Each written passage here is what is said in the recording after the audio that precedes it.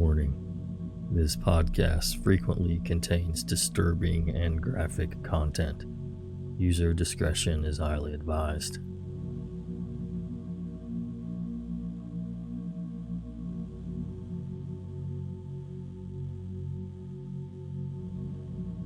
Hello again, Nightmare Society.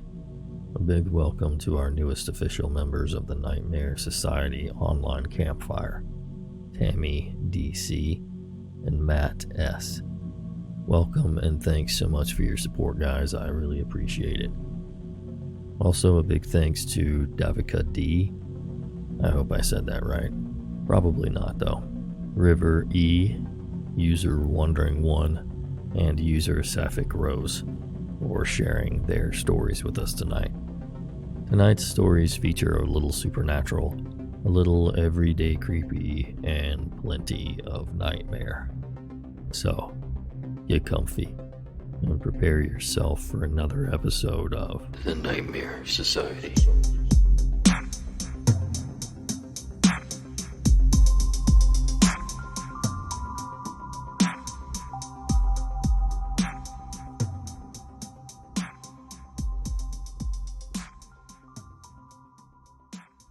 I was 23 at the time and had only been living alone for a few months.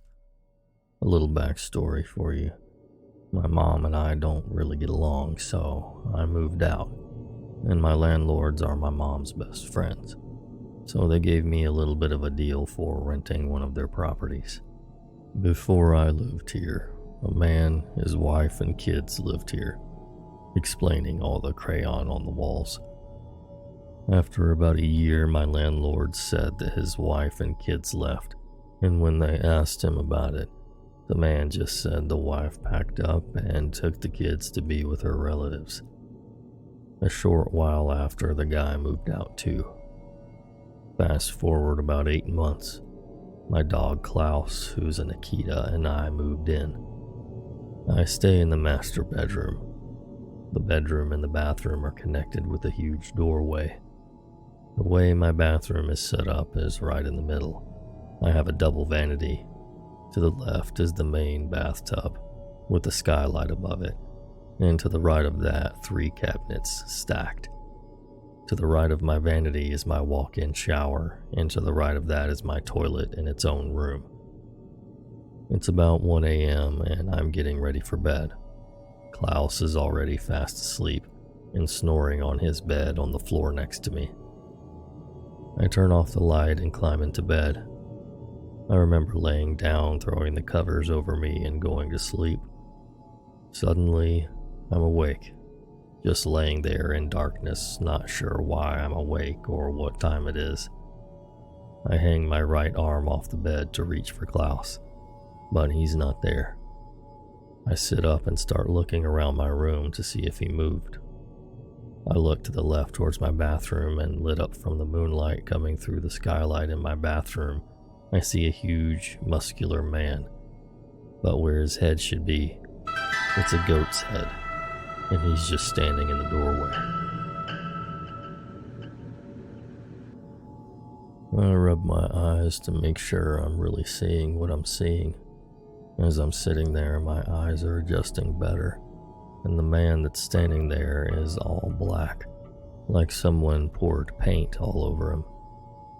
I don't say anything, and neither does he. In my head, I'm just thinking this is a crazy dream.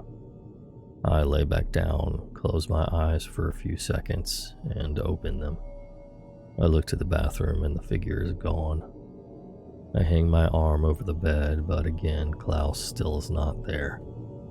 Suddenly, I feel the bed move to the left of me, as if someone is lying there. I look over, and the figure that was in my doorway is now lying beside me. He's inches from my face, staring at me. I try to get up so I can run, but something is holding me down. Panicked, I throw my blankets over my head and start praying.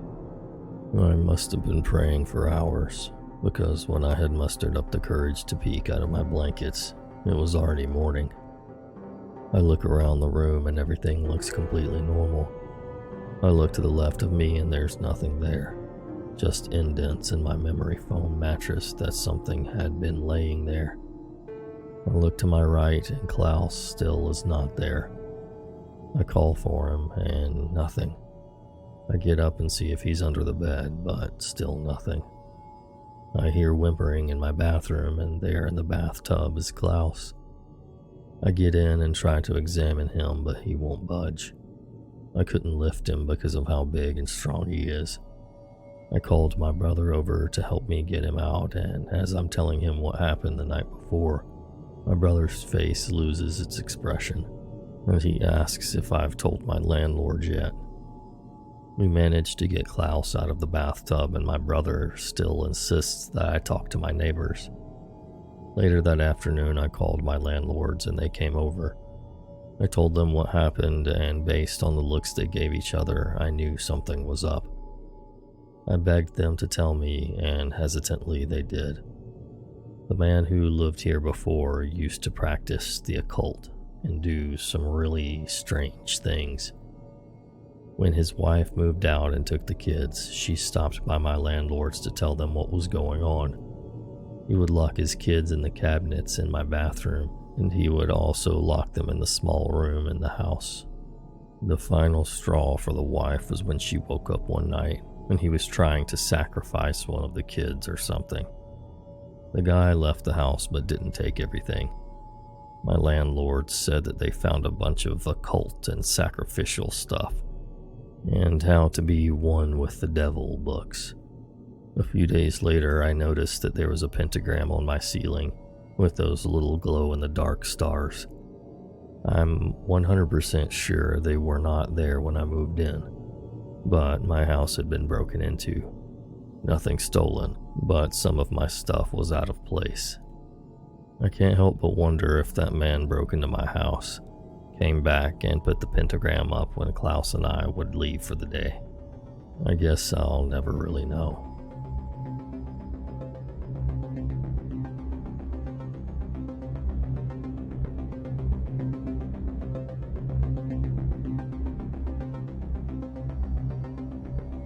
This happened to my dad when he was around 19 or 20. He's 38 now. My family does not like talking about this story, but my uncle told me this when I was 13. My dad had just moved into his first home. He lived in a sketchy town in Alabama. Very, very small town. Everyone knew each other. Anyways, one day he was at the store and there was a man there. The man was following him all the way to the parking lot. Then he was driving down the street and saw the man was driving right behind him.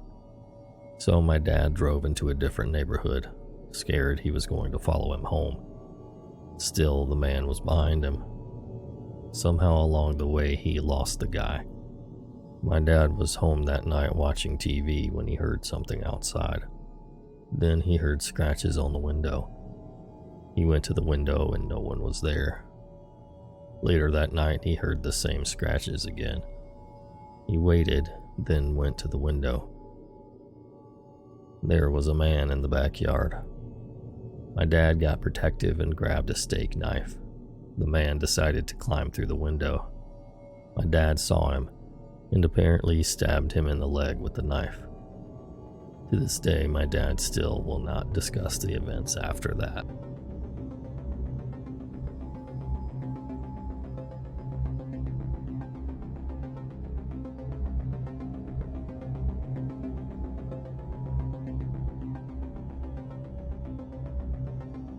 It was March of 2013, up here in the Great White North of Ontario. It was the aftermath of a really bad snowstorm. Canadian winters are extremely cold up here. I had ventured out to do some groceries with my 4-year-old daughter who is mildly autistic. It was definitely a weekend because my husband was home, and he only comes home on the weekends as he works during the week out of town. When this happened, he was visiting his father at the old age home he lives in. I know about BEKs, or black-eyed kids. I've been reading about them for a few years, so when I pulled into my driveway, car full of groceries and a 4-year-old, and saw the man walking down the middle of the road wearing a pair of blue shorts and a faded red hoodie, socks with sandals. I, of course, freaked.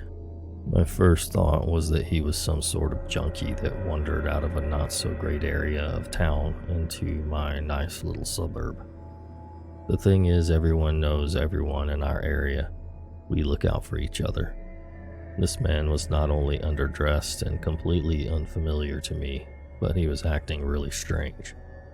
He was walking up and down the street, approaching the same 3 doors of my neighbors' homes, directly across the road from my home, but not knocking or anything, just walking to their doors, then leaving and going to the next, and then the next, then starting at the first house again, and repeating the same actions, going to their doors and just standing there staring at them, as if not knowing what to do.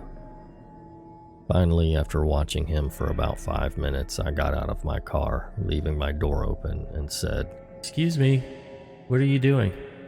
Do you need help with anything?" When he heard me, he just stopped dead in his tracks, turned around and stared at me as if he had just realized there was another side to the road. At this point, my daughter began crying and shouting, "Mommy, in car, Mommy, hurry in the car." At the same time, she began crying for me to get back in the car. I looked this man directly in the eyes. They were coal black, and his face was emotionless.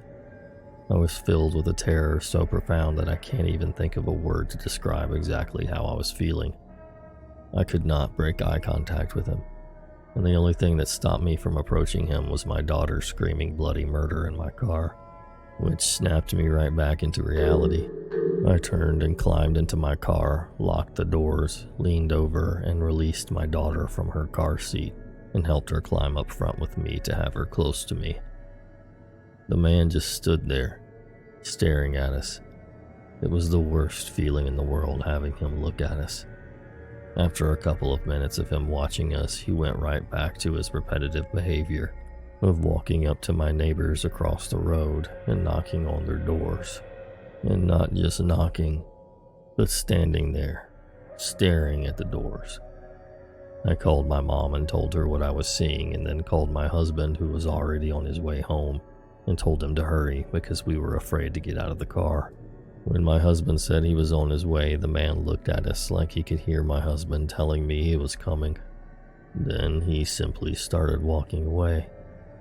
Ironically, as soon as the man in the red hoodie was out of my sight, my husband, followed by the police, came speeding from the direction the man had only momentarily just been walking in, and they saw nothing.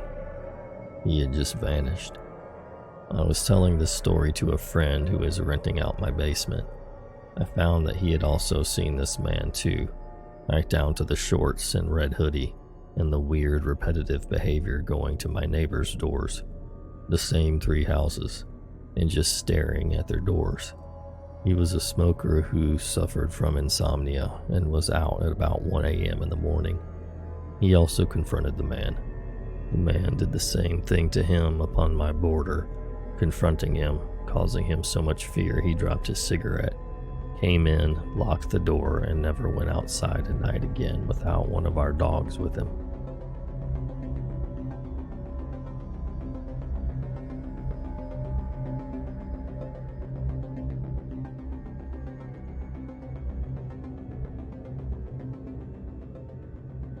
So I've currently been home alone for a few days. I do get pretty creeped out during the nights by myself because I'm a naturally paranoid person, and I stupidly read way too many scary stories here on Reddit right before bed. There's also the matter of having a back door that does not lock. That's right. A few weeks back, our back glass sliding door got broken, and so it's just a sliding screen with no lock. It's that fact alone that does scare me a little, but not too bad, as I live in a decent neighborhood and have never had any trouble in the months we've lived here. There's also the fact that the gate is padlocked from the inside, and it's pretty high, so would be difficult to jump. Or so I thought. So it's late at night, or should I say very early in the morning, because this all happened at about 3 a.m.-ish.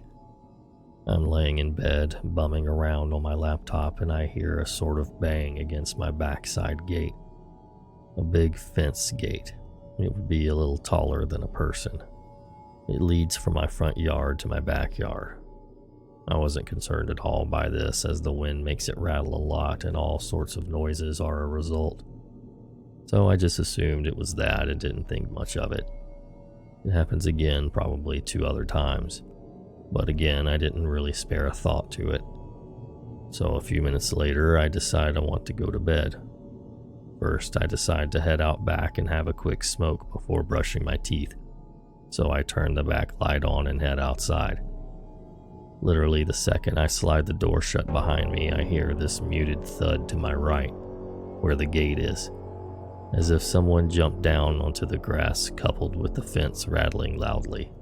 I paused, startled, but did not immediately think anything bad, as that is a very similar noise to when one of my cats jumps off the fence. But for some reason my next thought was, why didn't I hear bells? My cats all have collars with bells, and they always jingle with any movement they make. So I assume it's a random neighborhood cat, and I look over at the fence. I immediately freeze and stare at the top of the fence. My eyes straight away lock onto an abnormality, staring hard at it, trying to make sense of what I'm seeing. I see 2 hands gripping the top of my gate. I stood there staring at them, completely frozen in fear for what felt like several minutes, but was only really a few seconds. Then I see the hands slowly let go of the gate and disappear beneath it. I'm still stood there frozen in fear as I listen to leaves crunch, as I assume whoever it was moved slowly away from the gate. I stand there for a few seconds before quietly going back inside and locking myself in my room. I sat on my bed and contemplated calling the cops, but I knew whoever it was obviously knew they got caught and crept off into the night. As I sat there, I sort of theorized it all in my head, mostly to put myself at ease so I don't lie awake for hours wondering if I'm about to be murdered. I'm assuming whoever it was figured there was no one home. There's no car in my driveway, when there usually is, and no lights on in the house at all. And so they tried to jump the fence to see if they could break in or just steal stuff from my yard, and got immediately startled by the light turning on and back door opening and probably got scared off and would not return. I decided against calling the cops because I didn't even see who it was. I couldn't even tell the gender of the person. All I saw were hands. Still though, I have chills right now just thinking about it. The way those hands slowly peeled off my fence. The fact that if I had come out a few minutes later, then I could have walked straight out to someone already in my yard.